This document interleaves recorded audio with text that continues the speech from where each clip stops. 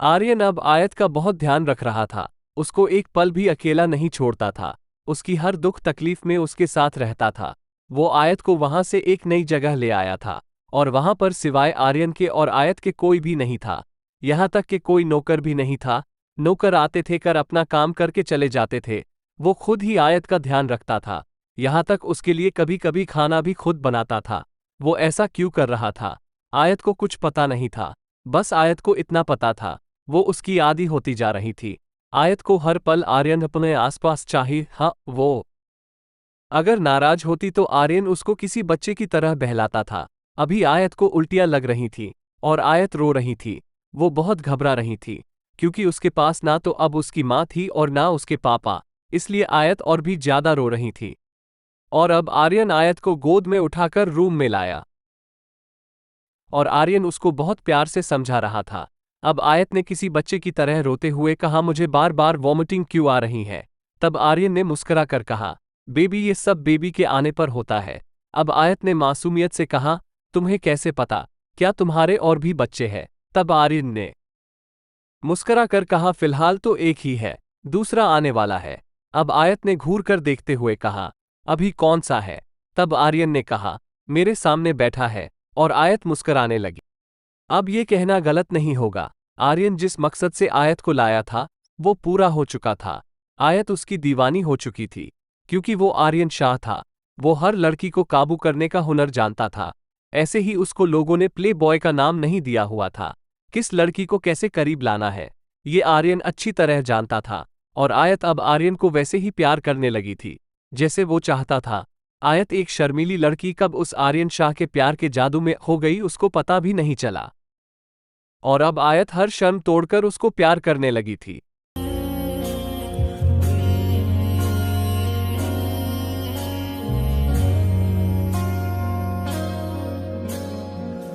मुझको बरसात बना लो, एक लंबी रात बना लो, अपने जज्बात बना लो जहां। मुझको अल्फाज बना लो, दिल की आवाज बना लो, गहरा सा राज बना लो जहां।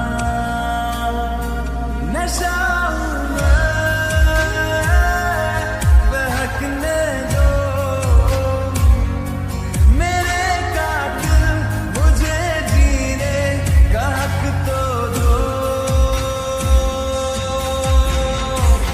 मुझको बरसने से माने पे थोड़ी सी जगाने दो, मुझे नींद ना आने की कोई तो वजह दे दो। मुझे अपने सिरहाने पे थोड़ी सी जगह दे दो, मुझे नींद ना आने की कोई तो वजह दे दो। आयत को 7 महीने पूरे हो चुके थे। आर्यन अपने बच्चे को लेकर बहुत खुश था। वो उसका दुनिया में आने का बेसब्री से इंतजार कर रहा था और अब आयत भी आर्यन की खुशी में खुश थी। आयत अभी भी आर्यन को ढूंढती फिर रही थी जब उसके कानों में आर्यन की आवाज आई जो किसी से फोन पर बातें कर रहा था। अब आयत दरवाजे पर ही खड़े खड़े सुना जो आर्यन कह रहा था, बस 2-3 महीने की और बात है, उसके बाद मैं अपना बच्चा लेकर ऑस्ट्रेलिया आ जाऊंगा। विश को आज़ाद कर दूंगा। वो अपनी जिंदगी जैसे चाहे वैसे गुजार सकती है। अब मैं उसको जबरदस्ती अपने साथ नहीं रखूंगा क्योंकि मैं जान गया हूं जबरदस्ती किसी के जिस्म को तो हासिल किया जा सकता है, उसके प्यार को नहीं। और मुझे ऐसा लगता है विश मेरे साथ मजबूरी में रह रही है और आर्यन शाह को किसी का जबरदस्ती का और मजबूरी का प्यार नहीं चाहिए। और इतना सुनकर आयत के पैरों तले से जमीन निकल गई। अब आयत गुस्से में आर्यन शाह के पास गई और उसका कॉलर पकड़ते हुए रो कर कहा, आप समझते क्या है खुद को? आप मेरी जिंदगी का कोई भी फैसला लेने से पहले एक बार मुझसे पूछना भी जरूरी नहीं समझते? क्यों? क्या मेरी कोई इंपॉर्टेंस नहीं है आपकी नज़रों में? अब आर्यन को आयत का इस तरह उसका कॉलर पकड़ने पर गुस्सा आया क्योंकि वो पहली थी जिसने आर्यन के कॉलर को पकड़ा था। अब आर्यन ने गुस्से में कहा, विश बिहेव योरसेल्फ, पागल हो गई हो? तब आयत ने रोते हुए कहा, हाँ पागल हो गई हूं क्योंकि जिस औरत से उसका बच्चा, उसका परिवार, उसकी खुशियां सब छीनी जा रही हो। वो औरत पागल नहीं होगी तो क्या होगा? तब आर्यन ने कहा, मैं तुम्हें वापस तुम्हारे परिवार के पास भेज रहा हूं। बच्चा तुम्हें चाहिए नहीं और हस्बैंड की तुम्हें जरूरत नहीं, तो फिर इतना रो क्यों रही हो? तब आयत ने कहा, तब की बात और थी, अब की बात और है। अब मुझे अपना बच्चा भी चाहिए और अपने बच्चे का बाप भी। अब आर्यन ने चाक कर आयत को देखा। अब आर्यन ने कहा, बच्चा तुम्हें जबरदस्ती बर्दाश्त करना पड़ रहा है और बच्चे का बाप मजबूरी में, वरना ना तुम्हें बच्चे से प्यार है और ना उसके बाप से। अब आर्यन ये कहकर बाहर जाने लगा। तब आयत भागकर आर्यन की पीठ से लिपट गई और आहिस्ता से भीगी आवाज में कहा, मुझे नहीं पता प्यार किसको कहते हैं, मुझे बस इतना पता है, अगर लव ना दिखे तो विश का कुछ देखने का मन नहीं करता। अगर लव अपने हाथ से खाना ना खिलाए तो मेरा खाना खाने को मन नहीं करता। लव कमरे में ना दिखे तो कमरे से भागने को मन करता है। अगर लव अपनी बाहों में ना सुलाए तो सोने का मन नहीं करता। अब विश को जीने के लिए सांसों की नहीं लव की जरूरत है। और अगर लव अपनी विश को छोड़ चला गया तो विश भी मर जाएगी। और अगर आप मुझे छोड़कर जाना चाहते हैं तो जाने से पहले मुझे अपने हाथों से मार कर जाना, क्योंकि मैं नहीं जी सकती आपके बिना, नहीं जी सकती। और आयत बिलख बिलख कर रोने लगी। और अब आर्यन उसके इस मासूम से प्यार के इजहार पर आहिस्ता से मुस्कुराया, क्योंकि अब उसका आखिरी वार भी काम कर गया था। क्योंकि आर्यन ये तो जान गया था कि विश उसको चाहने लगी है, लेकिन अपने मुंह से कह नहीं रही थी। इसलिए उसके मुंह से कन्फेस कराने के लिए आर्यन ने जानबूझकर ये सब किसी से कॉल पर कहा, ताकि आर्यन उसका रिएक्शन देख सके।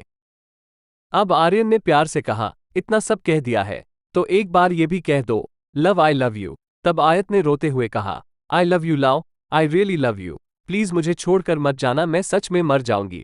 और अब आर्यन ने एक झटके से उसके होठों को अपने होठों में कैद कर लिया और अब दोनों एक दूसरे को पैशनेटली किस कर रहे थे। ये वही आयत बख्शी थी जो कभी आर्यन शाह के नाम से भी चिढ़ती थी, आर्यन शाह के पीछे हुई हर दीवानी लड़की को बेवकूफ बताती, लेकिन आज खुद उसी आर्यन शाह के लिए मरने की बात कर रही थी। आर्यन ने उस आयत बख्शी को भी अपनी दीवानी बना दिया था। तभी दरवाजे पर खटखटाने की आवाज आई तो दोनों एक झटके से अलग हो गए। अब आर्यन ने बाहर खड़े इंसान को अंदर आने की परमिशन दी तो आर्यन शाह की सर्वेंट मिसेस विल्सन दरवाजे पर खड़ी थी और उसने आहिस्ता से कहा, सर, आपसे मिस्टर दिलेर वोहरा और उनको वाइफ गुरमीत वोहरा मिलने आई है। अब आर्यन ने कहा, ठीक है, उनको वेट करने को बोलो, मैं आता हूं। और वो ओक कहकर चली गई। अब आर्यन और आयत वहां आए। अब गुरमीत और दिलेर आयत को देखकर बहुत खुश हुए। अब आर्यन ने कहा, आप दोनों यहाँ क्या कर रहे हैं? तब दिलेर ने कहा, बेटा, इतनी बड़ी खुशखबरी और तुमने हमें बताना भी जरूरी नहीं समझा। वोहरा खानदान का वारिस आने वाला है और ये बात हमें हमारे फैमिली डॉक्टर से पता चल रही है। तब आर्यन ने कहा, लगता है आप किसी गलतफहमी का शिकार है। ये बच्चा किसी वोहरा खानदान का वारिस नहीं है, ये सिर्फ आर्यन शाह का वारिस है और मेरी तरह इसका भी वोहरा फैमिली से कोई मतलब वास्ता नहीं होगा। अब दिलेर खामोश खड़े रह गए। तब गुरमीत ने कहा, आर्यन, हम तुम्हारे दुश्मन नहीं है, हम तुम्हारे माँ बाप है और तुम्हारे बच्चे का भला चाहते हैं। विश का ये पहला बच्चा है, ऐसे में इसके पास घर किसी बड़े का होना जरूरी है। तुम इसको घर ले चलो, वहां मैं और तुम्हारे डेड विश का ध्यान रखेंगे। तब आर्यन ने कहा, नो थैंक्स, मैं अपनी बीवी और अपने बच्चे का बहुत अच्छे से ध्यान रख सकता हूं, मुझे किसी की हेल्प की जरूरत नहीं है। उनको कब किस चीज की जरूरत है ये मुझे आपसे जानने की जरूरत नहीं। तब दिलेर वोहरा ने कहा, वो तो ठीक है बेटा, लेकिन तुम ये क्यों भूल रहे हो? तुम विश के हस्बैंड और इस बच्चे के बाप से अलग भी तुम एक रॉकस्टार आर्यन शाह हो। करोड़ों लोग तुम्हें फॉलो करते हैं, लाखों लोग तुम्हारे साथ जुड़े हुए हैं। उनका तो सोचो, पिछले 2 हफ्ते से मेरे पास JVR कंपनी के मालिक साइमन गैब्रियाला का कॉल आ रहा है। उन्होंने तुम्हारे न्यूयॉर्क में होने वाले कॉन्सर्ट 20 बिलियन की स्पॉन्सरशिप की हुई है।